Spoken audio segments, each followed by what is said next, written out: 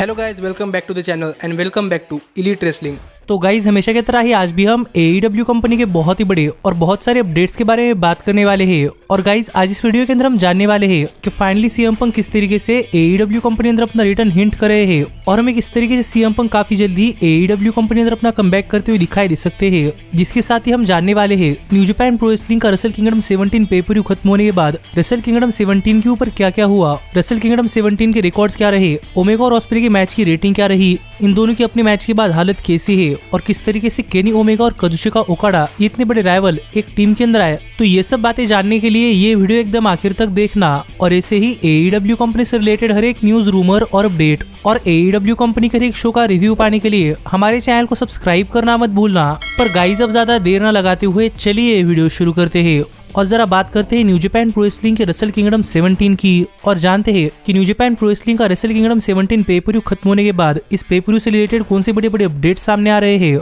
तो गाइज अगर आपने हमारे चैनल के ऊपर न्यू जापान प्रो रेसलिंग के रेसल किंगडम 17 पे-पर-व्यू का रिव्यू वीडियो देखा है तो आपको पता ही होगा कि शो के ऊपर हमें farmer WWE superstar Sasha banks यानी कि मर्सिडीज मोने अपना डेब्यू करती हुई दिखाई दी थी। पर गाइज ये शो खत्म होने के बाद मर्सिडीज मोने के बैकस्टेज से कुछ फोटो सामने आए हैं जहाँ पर आप देख सकते हैं कि guys new Japan pro wrestling के रेसल किंगडम 17 पे-पर-व्यू के ऊपर मर्सिडीज मोने को सपोर्ट करने के लिए मोने काफी सारे दोस्त जैसे कि FTR, बेली और नेओमी भी थे और ये सभी लोग मर्सिडीज मोने यानी कि साशा बैंक्स को न्यू जापान प्रो रेसलिंग के अंदर उनका डेब्यू करते समय उन्हें सपोर्ट करने के लिए आए थे और इससे मर्सिडीज मोने तो काफी खुश थी और इससे हम समझ सकते हैं कि सभी सुपरस्टार्स रियल लाइफ में काफी क्लोज है और ये सभी एक दूसरे के काफी क्लोज फ्रेंड्स है। और यहाँ पर मैं सबसे ज्यादा बेली को देखकर सरप्राइज था क्योंकि वो तो करंटली WWE कंपनी के साथ काम कर रही है, लेकिन फिर भी यहाँ पर बेली आई है जिस पर आपका क्या कहना है आप मुझे कमेंट कर बताइए। लेकिन गाइज इसके बाद जो अगली अपडेट जो कि रेसल किंगडम 17 पे-पर-व्यू खत्म होने के बाद सामने आ रही है वो ये है कि गाइज फाइनल रेसल किंगडम 17 पे-पर-व्यू के ऊपर हुए IWGP यूनाइटेड स्टेट चैंपियनशिप के लिए विल ऑस्प्रे और केनी ओमेगा की मैच की स्टार रेटिंग सामने आ चुकी है।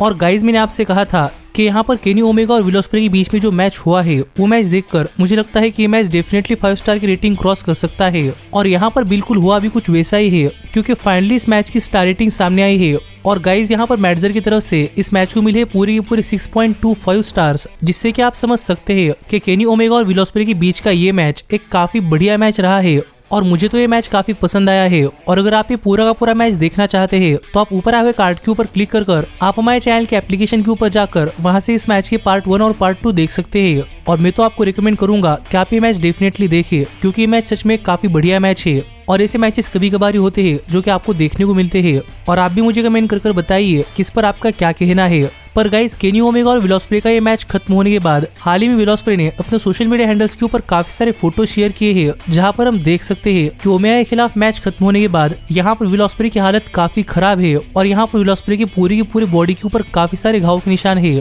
और इस मैच के अंदर कम्पीट करने के बाद ऑस्प्रे की पूरी बॉडी डैमेज है और मुझे नहीं लग रहा था कि ये मैच इतना टफ होगा। पर हम यहाँ पर घाव के निशान देखकर समझ सकते हैं कि ओमेगा और ऑस्प्रे का ये मैच कितना हार्ड हिटिंग मैच रहा है। और गाइस विल ऑस्प्रे के साथ साथ ओमेगा को भी इस मैच के अंदर एक छोटी सी इंजरी हुई है जो कि उन्हें उनके राइट आई के पास हुई है क्योंकि इस मैच के अंदर कम्पीट करने के दौरान केनी ओमेगा की राइट आई थोड़ी फार इंजर्ड हुई थी जिससे कि उनकी आंखों को थोड़ी फार स्वेलिंग हुई थी। पर मुझे नहीं लगता कि ओमेगा की इंजरी इतनी सीरियस है और मेरे हिसाब से केनी ओमेगा काफी जल्दी ठीक हो सकते हैं। पर यही सेम बात ऑस्प्रे के बारे में कहना थोड़ा फार मुश्किल है। पर गाइस केनी ओमेगा और विल ऑस्प्रे के इस मैच के बाद new Japan pro wrestling wrestle kingdom 17 पे-पर-व्यू ने एक काफी बड़ा रिकॉर्ड सेट कर दिया है और यहाँ पर रिकॉर्ड ये है कि गाइस इस साल के रेसल किंगडम 17 पे-पर-व्यू को देखने के लिए करीब 93,000 नए फैंस ज्वाइन हुए थे, जिससे कि आप समझ सकते हैं कितने सारे लोगों ने new Japan pro wrestling wrestle kingdom 17 पे-पर-व्यू देखने के लिए NJPW वर्ल्ड को सब्सक्राइब किया है, जिनमें से करीब 33% fans new Japan pro wrestling के बाहर से जैसे कि USA, कनाडा और UK से है, जिससे कि आप समझ सकते हैं कि गाइस इस साल का wrestle kingdom 17 pay-per-view New Japan pro wrestling के लिए एक काफी बड़ी सक्सेस बन चुका है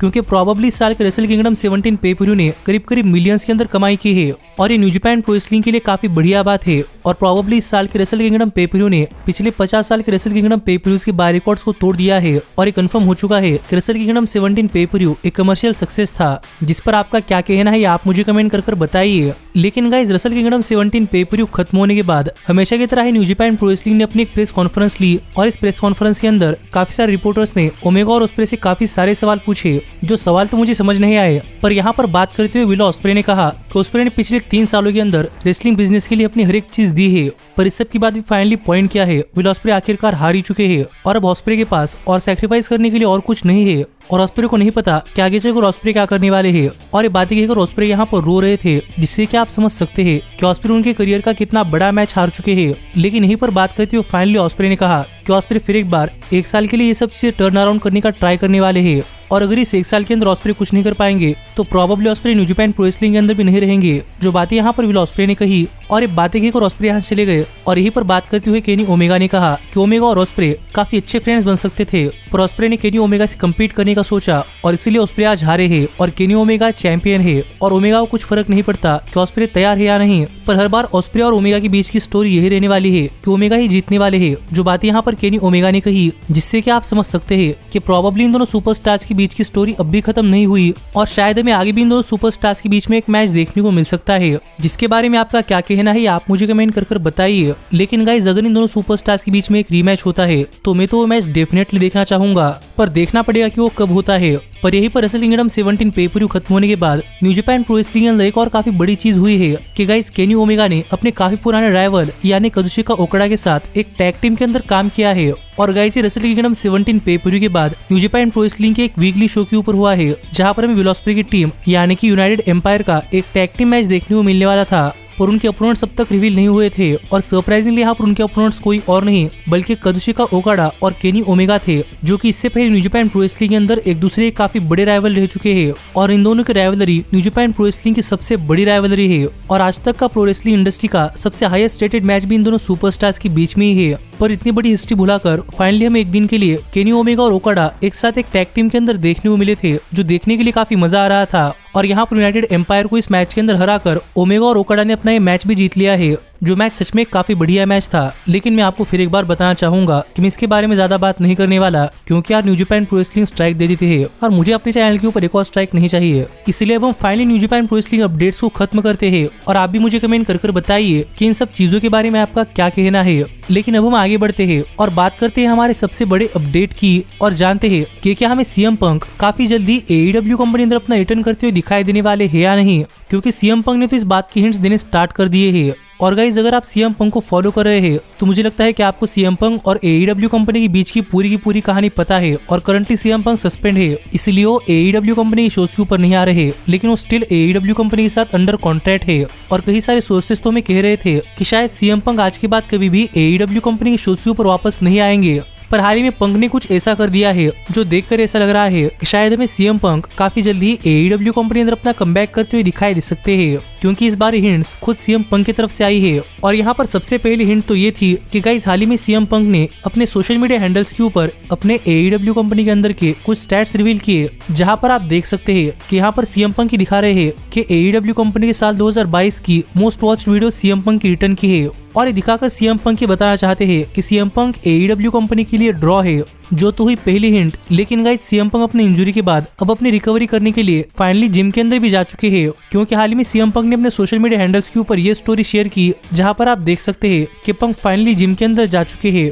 और मुझे नहीं लगता कि पंक ऐसे ही किसी चीज के लिए ट्रेन करेंगे। अगर वो ट्रेन कर रहे हैं तो यहाँ पर ये मतलब हो सकता है कि पंक अपने रिटर्न के लिए ट्रेन कर रहे हैं। लेकिन इस सब के बाद जो सबसे बड़ी चीज जो कि यहाँ पर हुई है वो ये है कि guys wrestling observer Dave manager की तरफ से एक ऐसी अपडेट आई है कि currently CM Punk AEW company की मैनेजमेंट के साथ बातचीत कर रहे हैं और यहाँ पर सीएम पंक चाहते हैं कि AEW कंपनी दोबारा से पंक को AEW कंपनी के अंदर आने दे और वो दोनों मिलकर दोबारा से बिजनेस करे। और इस बार ये सब चीजें खुद सीएम पंक अपने तरफ से अप्रोच कर रहे हैं, जो देखा जाए तो एक काफी बड़ी अपडेट है। और गाइस इस अपडेट को PW इनसाइडर ने भी अपने तरफ से कंफर्म कर दिया है, जो कि एक काफी जेन्युइन सोर्स है, जिससे कि आप समझ सकते हैं कि सीएम पंक अपने खुद की तरफ से ट्राई कर रहे हैं कि सीएम पंक और AEW कंपनी के बीच की डिफरेंसेस खत्म हो जाए और वो दोबारा साथ में मिलकर काम करे। और इसके लिए पंक डायरेक्टली AEW कंपनी के मैनेजमेंट से बात कर रहे हैं, ना कि कोई चीफ एग्जीक्यूटिव ऑफिसर से। तो अब देखना पड़ेगा कि क्या सीएम पंक की इतना ट्राई करने के बाद क्या टोनी खान और AEW कंपनी सीएम पंक को फॉरगिव कर उन्हें दोबारा से AEW कंपनी अंदर लेती है या नहीं।